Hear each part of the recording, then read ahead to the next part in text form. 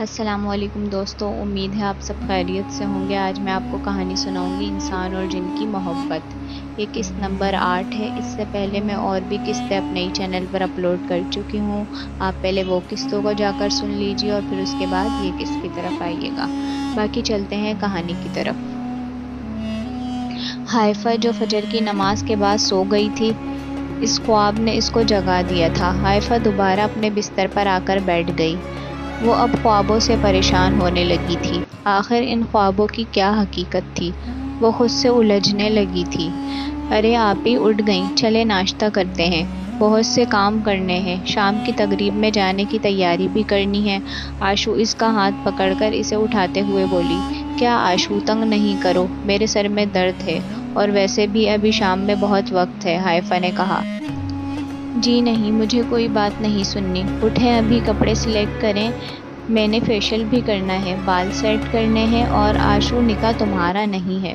اس سے پہلے آشو مزید کچھ بولتی، حائفہ نے بستر سے اٹھتے ہوئے بولا۔ اس میں نکاح والی کیا بات ہے؟ میں سب سے اچھی لگوں، یہ میرا حق ہے۔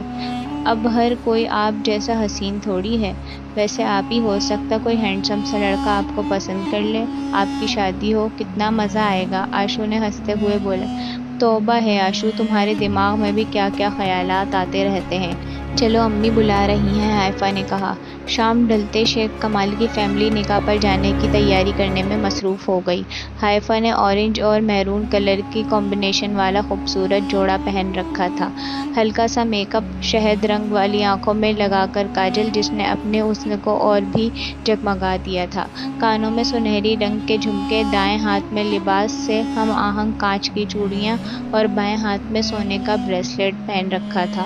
حائفہ کم ہی ایسے تیار ہوا کرتی تھی۔ وہ اپنے لمبے بالوں میں برش کر رہی تھی جب آشو کمرے میں آئی۔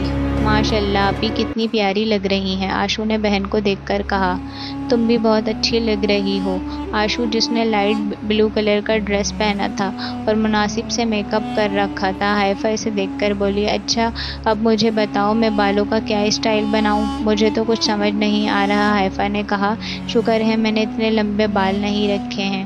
آئیں میں بنا دیتی ہوں آپ کے بال، آشو نے اپنے لیئرز میں کٹے ہوئے بالوں کو دیکھ کر کہا۔ آشو تمہارے بابا کا رومال نہیں مل رہا، کہاں رکھا ہے؟ تبھی زبیدہ بیگم نے آشو کو آواز دیتے ہوئے کہا۔ جاؤ آشو، تم امی کی بات سنو، بال میں خود ہی بنا لیتی ہوں، حائفہ نے کہا۔ ارے نہیں آپی، میں بس 1 منٹ میں آئی، امی کی بات سن کر آشو کمرے سے باہر جاتے ہوئے بولی۔ پہلے ہی دیر ہو رہی ہے، ایسا کرتی ہوں سادہ سا جوڑا بنا لیتی ہوں، یہ ٹھیک رہے گا، حائفہ خود سے ہی بات کرتے ہوئے بولی۔ اسی لمحے کمرے میں جمیل تیز ہوا کا جھونکا بن کر داخل ہوا اور حائفہ کے قریب آ کر کھڑا ہو گیا۔ حائفہ نے جیسے ہی بالوں کو باندھنے کے لیے جوڑا پن اٹھائی تو وہ ٹوٹ گئی۔ حائفہ نے پھر پن اٹھائی، وہ بھی ٹوٹ گئی۔ یہ شرارت جمیل کر رہا تھا۔ تم کھولے بالوں میں زیادہ اچھی لگتی ہو۔ تبھی وہ حائفہ کے قریب ہوا اور اس کے کان میں سرگوشی کرتے ہی غائب ہو گیا۔ حائفہ نے گھبرا کر کمرے میں آس پاس دیکھا، وہاں کوئی نہیں تھا۔ اس نے ایسے ہی بالوں کو کھلا رہنے دیا اور جلدی سے دوپٹہ سر پر لے کر کمرے سے باہر نکل آئی۔ میں آپ کو ہی بلانے جا رہی تھی، آپ بھی بابا کہہ رہے ہیں دیر ہو رہی ہے، چلیں، آشو نے حائفہ کو دیکھ کر کہا۔ تھوڑی دیر بعد ہی شیخ کمال کی فیملی تقریب میں شرکت کرنے کے لیے گھر سے روانہ ہو گئی، مگر وہ لوگ نہیں جانتے تھے وہ صرف 4 لوگ تقریب میں نہیں جا رہے تھے۔ کوئی اور بھی ہے جو ان کے ساتھ آج کی اس رات کی تقریب میں شامل ہوگا۔ نکاح کی یہ سادہ سی تقریب گھر میں ہی رکھی گئی تھی۔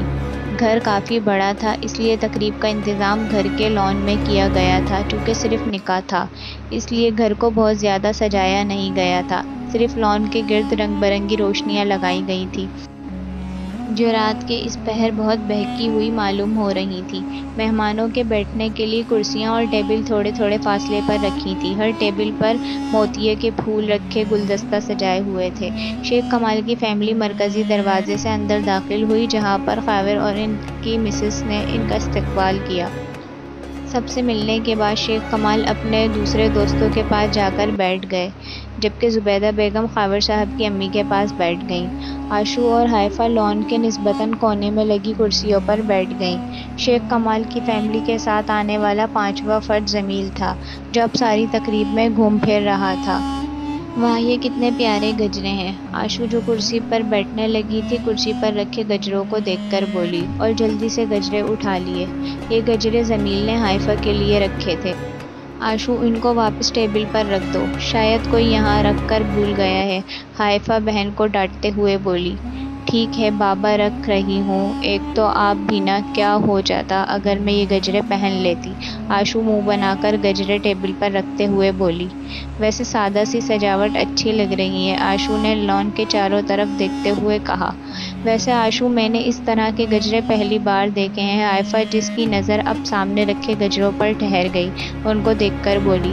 یہ سرخ گلاب اور موتیے کے پھولوں سے بنے ہوئے گجرے تھے، مگر ان میں فرق یہ تھا کہ یہ لگتے تو سرخ گلاب اور موتیے جیسے تھے، مگر ان کی خوشبو اور ساخت بالکل الگ تھی۔